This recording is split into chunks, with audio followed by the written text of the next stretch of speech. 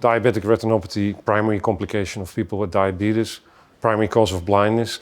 We all know that. We also know how easy it is to treat if patients come early before they have symptoms. The problem is, in many countries, they're not coming. There's a lack of early diagnosis of diabetic retinopathy, as well as, in some cases, the solution has been found, but then you still need to make sure that if the diagnosis is there, they follow up and follow through for treatment, because we know that ultimately it's both timely diagnosis and timely treatment that improves the outcome of these people with diabetes and prevents blindness.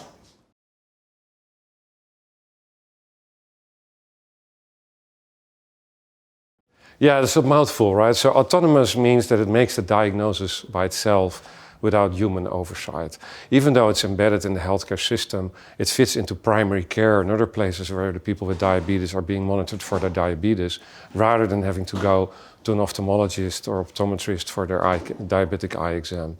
And so it takes care of that, makes the diagnosis within a few minutes, very easy to use by anyone with a high school graduation.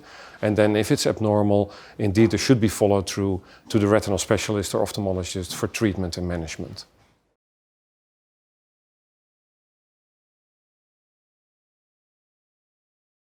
Right, so I think the most exciting study that we did recently was also about diabetic retinopathy. We actually concluded two big studies recently.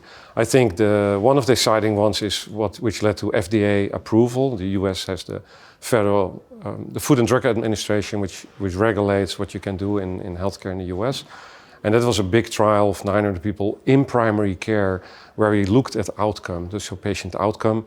And we saw whether the autonomous AI can diagnose appropriately where the diagnosis is related to outcome.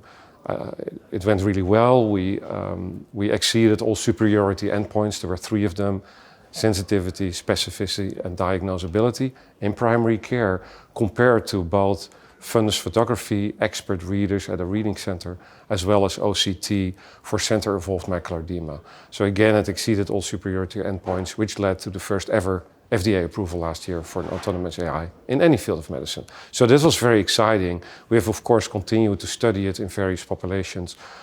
There was one in Japan recently. There's one in Spain that we concluded showed very high sensitivity, specificity, and diagnosability.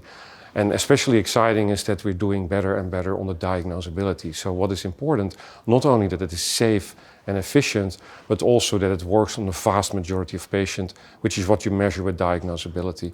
And in this case, with undilated diagnosability without pupil dilation. So I think, the more we learn about the systems, the better we learn how to deploy them in primary care, which is what this is meant for. It's not meant for our clinics, for ophthalmology clinics, because we already do it. We can do it ourselves. You want this to happen in primary care. And that's why these studies are very exciting, showing that it's safe, that it's efficient, and that it's equitable, meaning it works for all patients.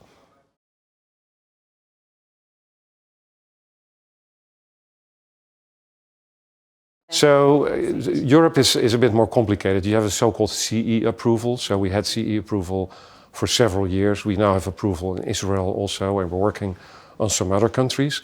But even with CE approval, typically in every country in Europe, you need to do separate studies to show that it compares well to the ophthalmologists in those countries. We have completed these studies in Spain, in Holland, in Austria, several other countries, and that's why you see it being used in these various countries.